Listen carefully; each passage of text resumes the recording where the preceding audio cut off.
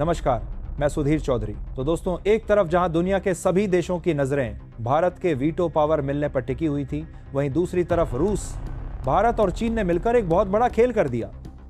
असल में देखें तो अगर रूस को छोड़ दिया जाए तो इटली, जर्मनी और कनाडा जैसे देश भारत को वीटो पावर देने से साफ इनकार कर रहे हैं और उनकी तरफ से यह कोशिश की जा रही है कि भारत को वीटो पावर ना मिल पाए, जबकि उन्हें यह बात मालूम है कि भारत को रोकना उनके बस की बात नहीं है। शुरुआत में तो अमेरिका भी चाहेगा रहा था कि भारत को वीटो पावर ना मिले और उसकी कोशिश भारत को रोकने में ही थी, लेकिन अंत में आते आते अमेरिका ने भी भारत का समर्थन करना शुरू कर दिया।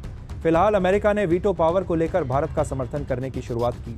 उसके पहले ही रूस, चीन और भारत ने मिलकर एक बहुत बड़ा खेल कर दिया और भारत के द्वारा उठाया गया यह कदम इतना बड़ा है कि इससे RIC एक्टिव हो चुका है, जिससे यूनाइटेड नेशन के पीछे पड़ने वाले देश अब RIC के पीछे पड़ने की होड़ में जुट चुके हैं। आखिर RIC क्या है और वीटो को लेकर रिसेंटली कौन सी ऐसी घटनाएं घटित हुई हैं जिससे RIC को एक्टिव करना पड़ा, इस वीडियो में सारी जानकारी हम आपको बताने वाले हैं। लेकिन उससे पहले अगर आप चाहते हैं कि भारत की आवाज़ पूरी दुनिया तक पहुंचे और हमारा देश हर क्षेत्र में आत्मनिर्भर बने, तो इस वीडियो को लाइक करें और सब्सक्राइब बटन दबाकर इस चैनल को सब्सक्राइब करें। दोस्तों, मैं आपको दिल से बता रहा, जब मैंने ये खबर पढ़ी तो मेरे रोंगटे खड़े हो गए। ये कोई साधारण राजनीतिक गठबंधन नहीं है, ये दुनिया की ताकत के समीकरण को बदल देने वाली घटना है। सोचिए, जब दुनिया के 3 सबसे ताकतवर देश एक साथ आ जाएं तो क्या होगा।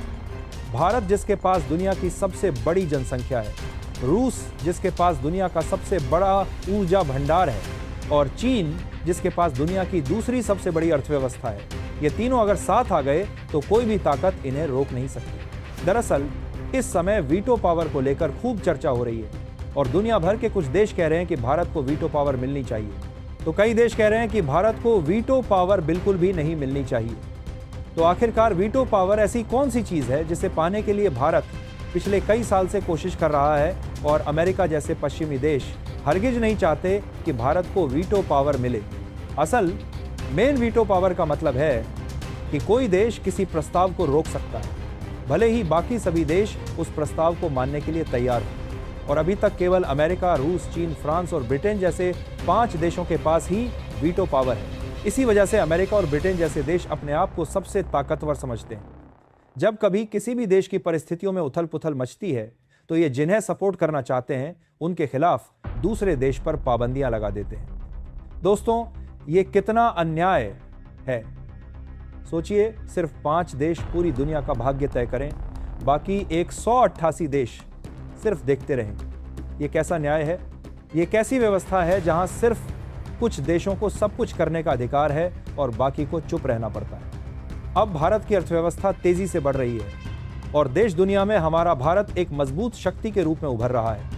इसीलिए भारत UNSC यानी कि यूनाइटेड नेशन सिक्योरिटी काउंसिल में स्थायी सदस्य बनने की कोशिश काफी समय पहले से कर रहा है, क्योंकि अगर ऐसा होता है तो भारत को भी वीटो पावर मिल जाएगी और भारत को भी महाशक्ति बनने से कोई भी देश नहीं रोक सकता है। लेकिन यहाँ पर ज्यादातर यूरोपीय देश के साथ साथ इटली, जर्मनी और जापान ये बिल्कुल भी नहीं चाहते कि भारत को वीटो पावर मिले और भारत संयुक्त राष्ट्र का सदस्य बने, क्योंकि जर्मनी और जापान दुनिया की तीसरी और 5वीं सबसे बड़ी अर्थव्यवस्था वाले देश हैं, जबकि भारत का नंबर 4थे स्थान पर आता है। और अगर ऐसे में जर्मनी और जापान के बजाय भारत को संयुक्त राष्ट्र का सदस्य बनाया जाता है तो ये बात जर्मनी और जापान को पचने वाली नहीं है। इसलिए भारत की टांगें खींचने में इनके द्वारा कोई भी कसर नहीं छोड़ी जा रही है और हम लोगों को ये बात अच्छे तरीके से मालूम चल चुकी है। इसीलिए भारत ने वीटो में शामिल होने के बजाय अब वीटो का ही तोड़ निकाल लिया है। दोस्तों, ये सुनकर मन में कितनी खुशी होती है।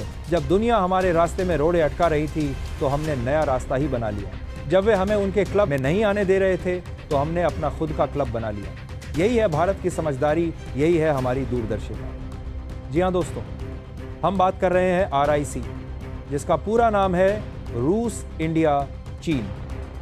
साथियों, एक तरफ जहां सभी की नज़रें भारत को संयुक्त राष्ट्र में शामिल होने और वीटो पावर मिलने पर टिकी हुई थी, वहीं दूसरी तरफ रूस, भारत और चीन तीनों देशों ने मिलकर RIC को एक्टिव कर दिया है, जिससे अभी तक जो संयुक्त राष्ट्र की बादशाहत थी वो बादशाहत खत्म होने जा रही है और इसमें अब भारत और रूस की बादशाहत आने जा रही है। मैं आपको बताता हूं कि ये कितनी बड़ी बात है।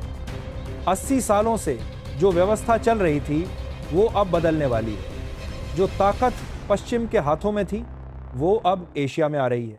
ये सिर्फ राजनीतिक बदलाव नहीं है, ये इतिहास का पन्ना पलटने जैसा है। दरअसल हाल ही में एक महत्वपूर्ण घटना हुई जिसमें दावा किया जा रहा है कि भारत ने रूस और चीन के साथ 3 देशों की वार्ता फिर से शुरू की है और आरआईसी टेबल पर वापसी कर चुका है। दोस्तों, अब सबसे बड़ा सवाल यही है कि आखिर रूस, भारत, चीन यानी आरआईसी को दोबारा सक्रिय क्यों किया गया। असल में हाल ही में हुए एससीओ समिट के बाद इस बात की चर्चा तेज हो गई कि आरआईसी फिर से वापस आ सकता है।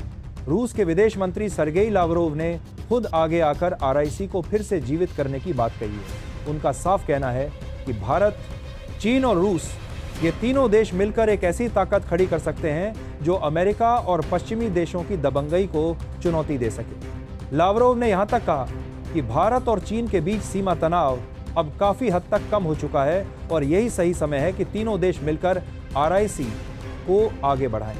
इसीलिए रूस ने आरआईसी को सक्रिय करने की पहल की और भारत ने भी संकेत दिया है कि हम इस संरचना को आपसी सुविधा के अनुसार आगे ले जाने के लिए तैयार हैं। दोस्तों, ये देखकर कितना संतोष होता है कि भारत ने अपनी राह खुद बनाई।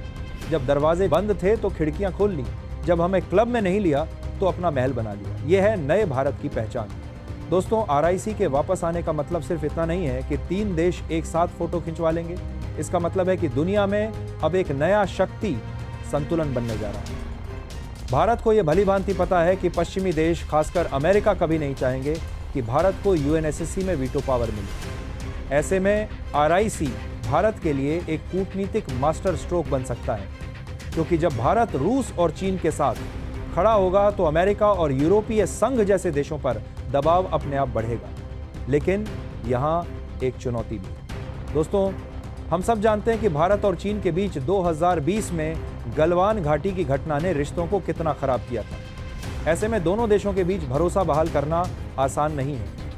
भारत चाहेगा कि आरआईसी ऐसा मंच बने जो केवल कूटनीतिक और आर्थिक सहयोग तक सीमित रहे और सीमा विवाद को इस पर हावी ना होने दे। ये बहुत बड़ी परीक्षा है। गलवान में हमारे 20 जवान शहीद हुए थे, वह घाव अभी भी ताज़ा है, लेकिन भारत की सरकार समझती है कि देश के हित में कभी कभी कड़वी गोली भी निगलनी पड़ती है। ये आसान नहीं है, लेकिन ये ज़रूरी है। अब सोचिए, अगर भारत, चीन और रूस तीनों एक साथ आए तो इसका असर सिर्फ संयुक्त राष्ट्र तक ही सीमित नहीं रहेगा, बल्कि यह वैश्विक आर्थिक व्यवस्था, ऊर्जा आपूर्ति श्रृंखला और सुरक्षा गठबंधनों तक फैल जाएगा। आरआईसी की सबसे बड़ी ताकत यही है कि इसमें दुनिया की सबसे बड़ी जनसंख्या भारत और चीन, सबसे बड़ा ऊर्जा भंडार रूस और सबसे तेजी से बढ़ती अर्थव्यवस्था भारत तीनों शामिल हैं। यानी यह त्रिमूर्ति अगर सही मायनों में सक्रिय हो गई तो दुनिया का आधे से ज्यादा शक्ति संतुलन बदल सकता है। दोस्तों, सोचिए, जब ये 3 देश एक साथ बोलेंगे तो कौन उन्हें नहीं सुनेगा? जब ये 3 देश एक साथ फैसला लेंगे तो किसकी हिम्मत है जो उन्हें रोक सके? यह है असली ताकत, यह है असली एकता। इसलिए आपको बता दें कि भारत ने बहुत ही रणनीतिक तरीके से कदम बढ़ाया है। वीटो पावर को सीधे हासिल करने की लड़ाई में उलझने की बजाय अब भारत ने ऐसा रास्ता पकड़ा है जिससे पश्चिमी देशों पर चारों तरफ से दबाव बनेगा और यही असली कूटनीति है। लेकिन ये सब होता हुआ इसीलिए दिखाई दे रहा है क्योंकि दुनिया के जो शक्ति केंद्र हैं वो वाकई में बदल रहे हैं। एक समय था जब ये कहा जाता था कि अमेरिका के नियंत्रण में संयुक्त राष्ट्र है और अमेरिका की ही मालिकी विश्व बैंक पर है। यहाँ तक इनका नियंत्रण IMF यानी कि अंतर्राष्ट्रीय मुद्रा कोष पर भी है। मतलब आने वाले समय में अमेरिका ही एक ऐसा देश होगा जो कि अपनी मुट्ठी में सभी देशों को लेकर आगे बढ़ेगा।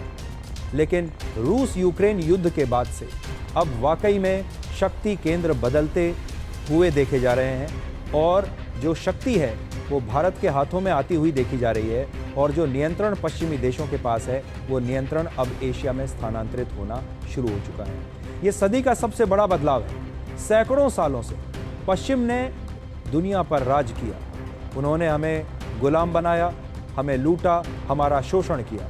लेकिन अब समय बदल रहा है। अब एशिया का समय है, अब भारत का समय है। विदेश मंत्रालय की तरफ से नवंबर 2021 में एक रिपोर्ट जारी किया गया था जिसमें बताया गया था कि 3 देशों के विदेश मंत्री बैठे थे एक महत्वपूर्ण बैठक के लिए, जिसमें रूस भी था, चीन भी था और भारत भी था। और तीनों देशों का संयोजन देखने में भले ही आपको अजीब लग रहा हो, लेकिन ये तीनों देश मिलकर एक ऐसा त्रिपक्षीय समूह बनाते हैं जिन्हें RIC के नाम से जाना जाता है। दोस्तों, मैं आपको अंतिम बात कहता हूं कि ये केवल एक राजनीतिक समझौता नहीं है, ये दुनिया को यह संदेश है कि भारत अब वो देश नहीं है जो किसी की मर्जी पर चले। अब भारत अपने फैसले खुद लेता है, अपनी राह खुद बनाता है। जब दरवाजे बंद होते हैं तो हम दीवारें तोड़ देते हैं। ये है नया भारत, ये है आत्मनिर्भर भारत, ये है महाशक्ति बनने की ओर बढ़ता भारत। तो दोस्तों, ये थी आज की पूरी अपडेट जो काफ़ी रिसर्च और मेहनत के बाद आपके सामने रखा गया है। बाकी आप लोग इस पूरे मुद्दे पर क्या सोचते हैं, कमेंट में ज़रूर बताइएगा। और दोस्तों, जाते जाते एक छोटी सी हेल्प कर दीजिए, इस वीडियो को एक लाइक करके अपने दोस्तों तक शेयर करके हमारी मेहनत को सपोर्ट कर दीजिए। धन्यवाद।